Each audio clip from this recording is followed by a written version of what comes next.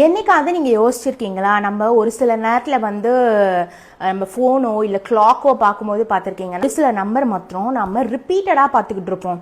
என்னன்னா 1111, 1212, 111, 222 அந்த மாதிரி ஒரு சில நம்பர்ஸ் வந்து நம்ம ரிப்பீட்டடாக பார்த்துக்கிட்டே இருப்போம். அந்த மாதிரி நம்பர்ஸ் நம்ம கிளாக்ல நம்ம பார்க்கறதுக்கான ரீசன் வந்து யூனிவர்ஸ் வந்து நம்ம கிட்ட ஒரு விஷயம் சொல்ல வருதுன்றதுக்கான ஒரு அர்த்தம் தான் அது.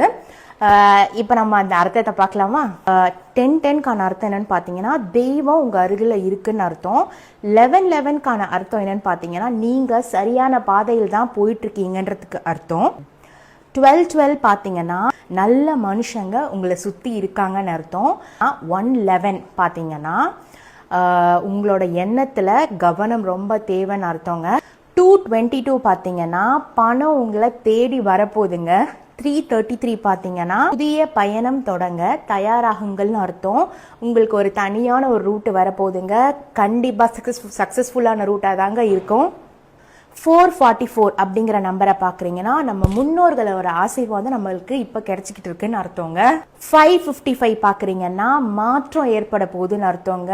சூப்பரான சக்ஸஸ்ஃபுல்லான மாற்றம் ஏற்படுறதுக்கு என்னோட வாழ்த்துக்கள்.